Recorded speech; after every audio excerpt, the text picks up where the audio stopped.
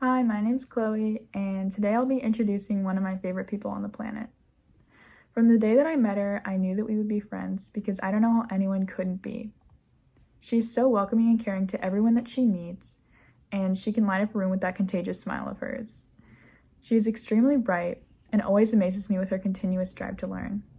I admire that she not only pushes herself, but she encourages others to learn as well, whether it be helping them with an assignment or doing an experiment just for fun. I can't explain how much she has taught me in the 8 years that I've known her, and I am so grateful that I've been able to watch her grow into the amazing person that she is today. I'm going to miss seeing her every day, but I can't wait to see where she ends up because I know for a fact she'll do extraordinary things. So without further ado, here is Lightner Callahan. Hi, my name is Lightner Callahan, and I've had an interesting 6 years. I really have. I grew up in a loving home. My sister showed me what it's like to have a best friend for life, even after I break her arm and she pushes my hand into a drawer. Those of us with siblings know the pain that comes with that. My dad taught me how to give people a hard time, which is pretty much my whole brand now, so I thank him. My mom made me feel like I could do anything, and I no longer have my mom. She passed away when I was in 6th grade.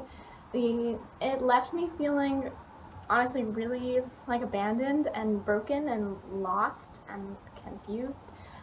So I took the easier route, and I pretty much just didn't deal with it. I skipped over it. I pretended like it never happened. And that was my plan. And it definitely has some flaws, you know, when 90% of my peers write about their moms as their role models, or when Miss Roberts would be like, oh, who did their sex ed homework with their dad? And I was like, me, every time. And people would be like, why are you doing that? I'm like, I have no other choice. Like, it sets you apart and makes you feel really isolated.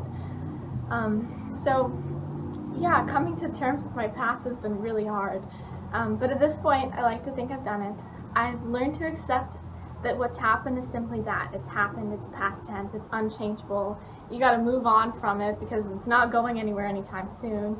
I've instead reflected on how my past created me, how it made me empathetic and strong and prone to occasional breakdowns about like how loudly my cats are purring, because they sound really cute when they do it.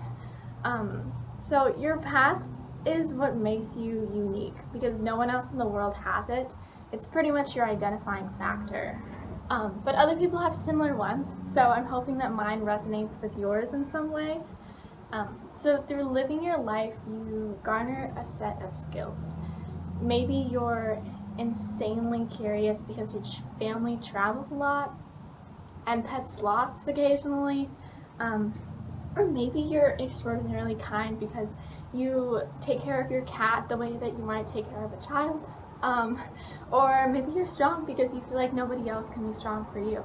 It doesn't matter what it is. Maybe you grew up wearing West Shaft socks or were swept into the Alicia Marie and literally my life phase. It was bad. I'm not going to talk about it either. And maybe it was Minecraft, or maybe you were the Goggleball champ at your elementary school. But your past defines you, and that is okay. I've started to look at my past as a skill set.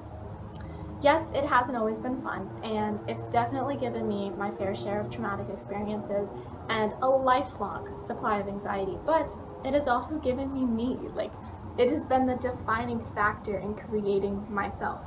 After you understand why you are who you are, you can start using that to determine who you want to be and how you can get there. So you can start taking risks and putting yourself in new situations and taking on different things. I personally have started to look for challenges because I really enjoy the process of like learning and failing and then fixing and then like trying again and then failing again. In EMS, which is a program that I do at the City of Austin, I shadow EMTs and I like go on ride-outs and stuff. It's really cool. It's hard to explain. But I drag human dummies up hills and I put them on stretchers and I put my friends' arms in slings and I hand out booster seats and I take vitals on men who are recently arrested and do not at all want to see me. But being a part of my local and city community like that has been really, really important to me. It's shown me the importance of our individual skill sets and how you can use them to work with other people. So like if you better understand your skill set, you can use that to better work with others, essentially. So I think we need a concrete example. We're gonna go to the bubble of thought because copyright. Don't worry, Hank Green. I got you. Skills come in all different shapes and sizes. You could be good at cartwheeling, rolling down hills, strutting your stuff, somersaults, dancing to 70s music, which is personally my favorite skill, making semi-ugly cakes, depends on who you ask, and worshipping Scream the Pumpkin Ghost, which is something I do on the daily. But what I'm saying is this: skills are given, learned, acquired, and earned. All you have to do is recognize how you got them, that you have them, and what you want to do with them.